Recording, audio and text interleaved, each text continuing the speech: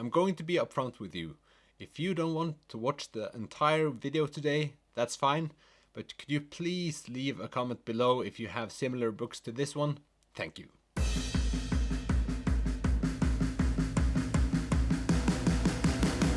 Hi and welcome to my channel. If you're new to this channel, I'm Øystein and I'm trying to become a bookworm. Today we're going to talk about this book, Anansi Boys by Neil Gaiman.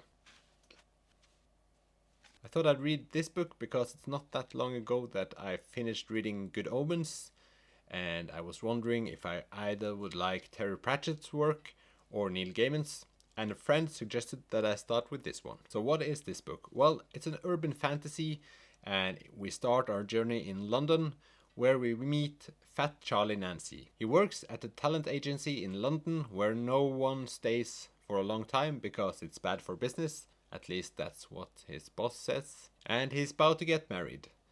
And one day his fiancée forces him to try to locate his father to invite him to his wedding, because Charlie and his father did not have the best relationship. His father was a fun person, but only fun to everyone else than Fat Charlie himself.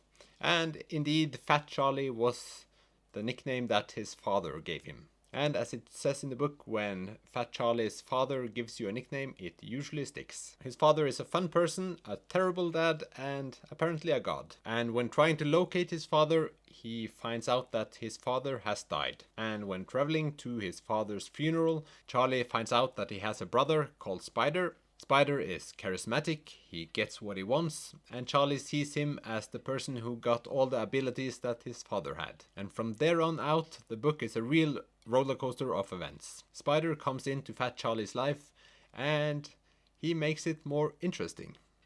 Not always in a good way. And it's a real pleasure to read. I thought I'd share my favorite quote from the book. Daisy looked up at him with the kind of expression that Jesus might have given someone who had just explained that he was probably allergic to bread and fishes. So could he possibly do him a quick chicken salad? There was pity in the expression, along with an almost infinite compassion. I also really liked the chapter names. So, Chapter 11, in which Rosie learns to say no to strangers and Fat Charlie acquires a lime. I thought that was very amusing. So this was actually the first book I thought I'd read that I knew was kind of fantasy based, because I haven't read a lot of things before. The last thing I read in that direction was Good Omens, as I talked about earlier, and this I didn't know was so fantasy-like when I started reading it.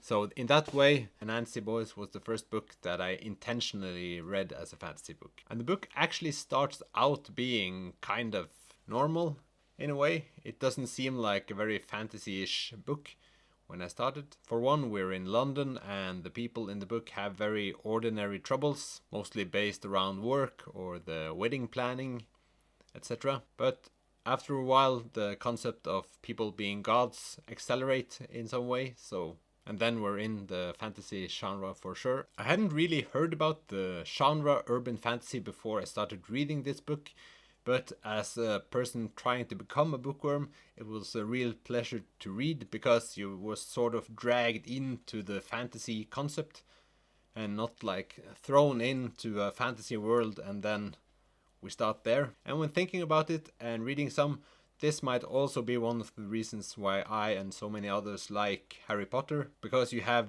the perspectives that these things could happen to you in some way and then not. The characters in the book are very, very human, and that's one of the things that makes this book so fun to read. Take the example of Charlie's boss. He is a big jerk, but he is so humanly a jerk that it gets very amusing. So even though his boss is a really bad guy, I sort of not sympathize, but I know the type, so you get some kind of relationship to him either way. Even though you should not like him, you like him a bit.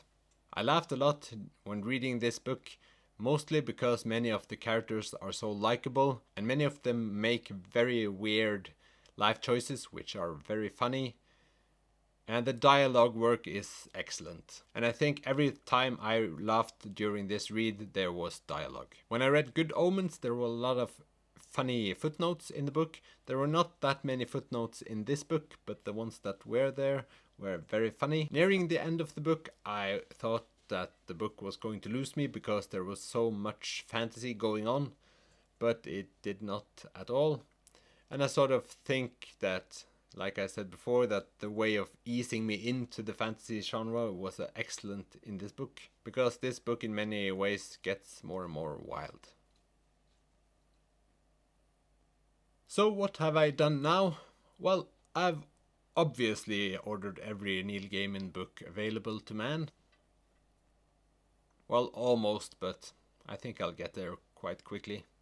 At least I ordered American Gods, which is supposed to be the first book in the American Gods series, even though people say it's not a series. When talking about TV series, it seems like this book is being filmed right now with the help of Neil Gaiman, so that will be very fun. So, I desperately need your recommendations for books that have a similar touch, and especially urban fantasy I would love to read more about, because I really think that's a genre I could enjoy. And thank you for watching this video. I hope you enjoyed it, and I'll see you next time. Bye!